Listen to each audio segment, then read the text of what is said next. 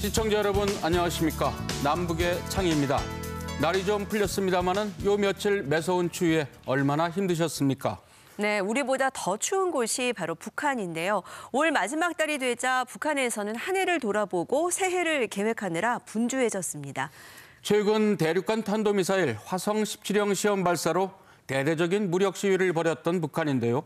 이달 들어선 경제 부문의 성과도 정리하면서 내부 결속 다지기에 나서고 있습니다. 김정은 위원장은 이달 하순에 노동당 중앙위 전원회의를 열어서 올해 결산을 하고 내년 정책 방향을 정한다고 하는데요. 그럼 지금부터 남북의 창 시작하겠습니다.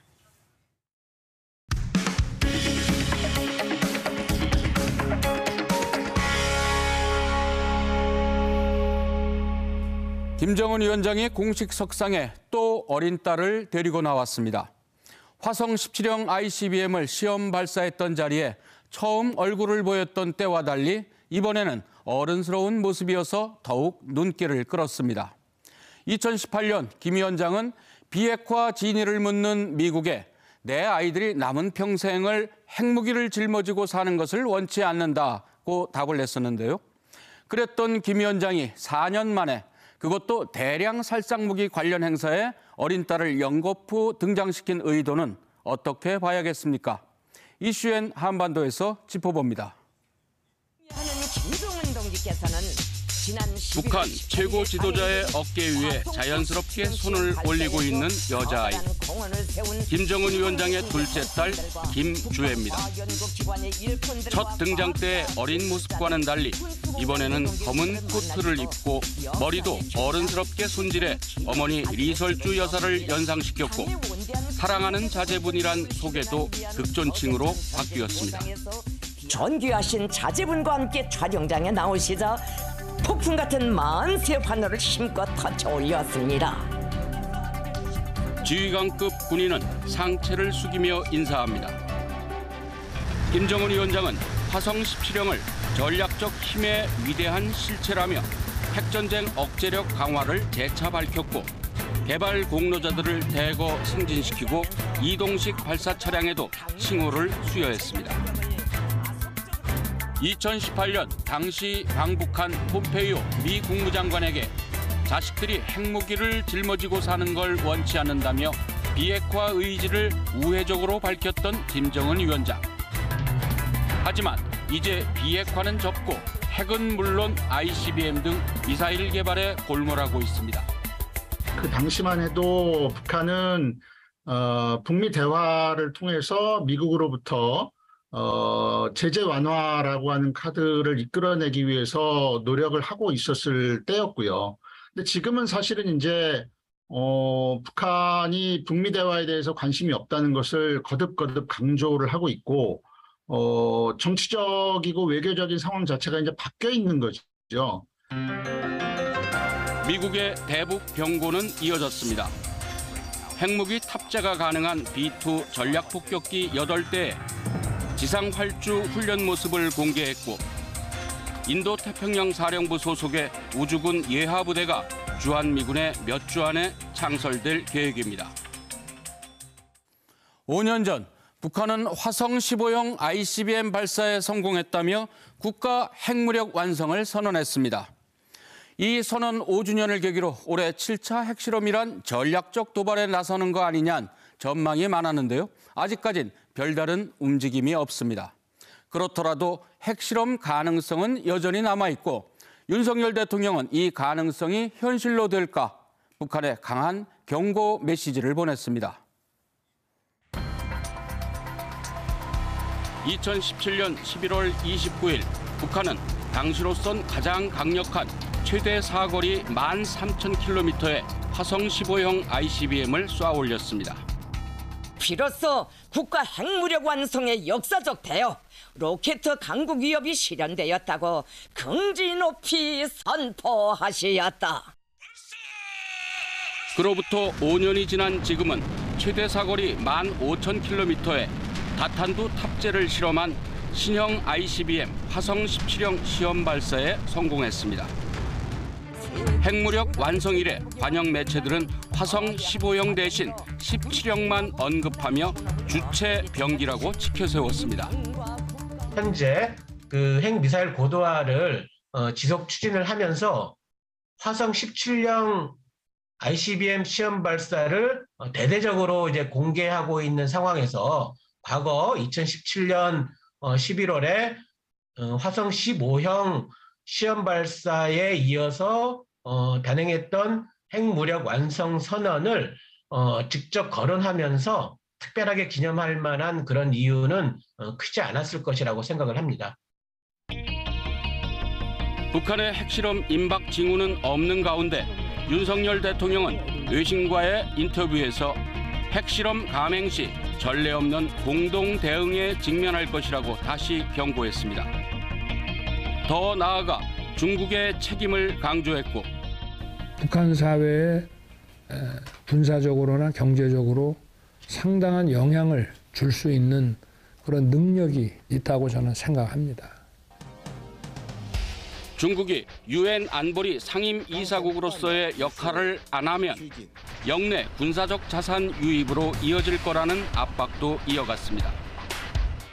또 열도 위로 미사일이 날아가는데 일본이 방위비 증액을 안 할 수 없다고 밝히기도 했습니다.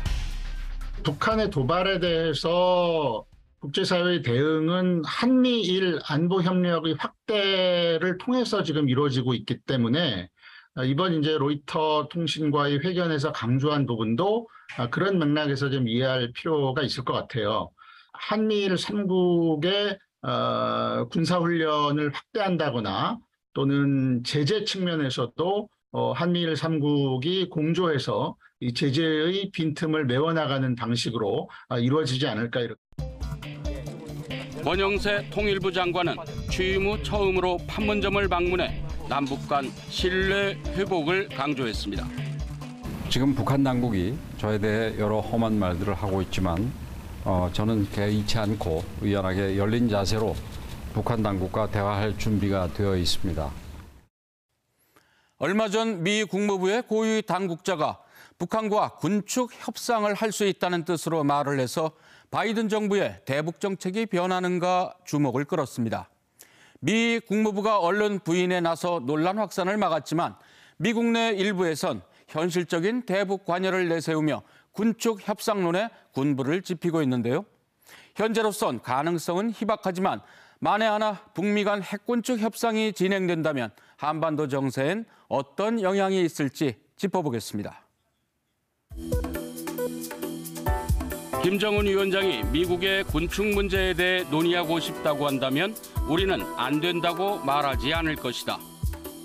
지난 10월 하순 미 국무부 보니 젠킨스 군축 국제안보 담당 차관이 한 공개 회의에서 밝힌 내용입니다. 일부 전문가들을 중심으로 북미 간 핵무기 감축 협상 필요성을 주장하는 목소리가 꾸준히 나오는 가운데 바이든 정부 관계자가 이에 힘을 실는 듯한 발언을 한 겁니다. 한미 당국자들은 반박했습니다. Our DPRK policy remains the complete denuclearization of the Korean Peninsula, and we continue to be open to diplomacy with the DPRK. 이 같은 군축 협상은 북한이 줄곧 요구해 왔는데 무엇보다 핵 보유국으로 인정받겠다는 의도라는 분석입니다. 근데 만약에 핵 군축 협상으로 가게 되면 북한을 사실상의 핵 보유국으로 인정하는 거 아니냐라는 논란이 있을 수 있고, 두 번째는 그러면 북한이 핵을 군축했을 때 한미가 제공할 수 있는 대응 조치가 뭐냐에 대해서 한미의 의견이 다를 수 있습니다. 또 세 번째는 이게 핵 군축이잖아요. 핵을 가지지 않은 남한이 그 협상에 들어갈 수 있느냐 없느냐도 또 다른 쟁점이 될 거죠. 미국이 화성 15, 17형 같은 미 본토 공격이 가능한 ICBM에 중점을 두고 협상에 나서면 북한의 핵 미사일에 한국만 위협받는 상황이 우려되기도 합니다. 보유 핵무기의 양과 질에서 압도적인 차이가 나는 미국과 북한의 핵 군축 협상은 애당초 불가능하다는 시각도 여전합니다.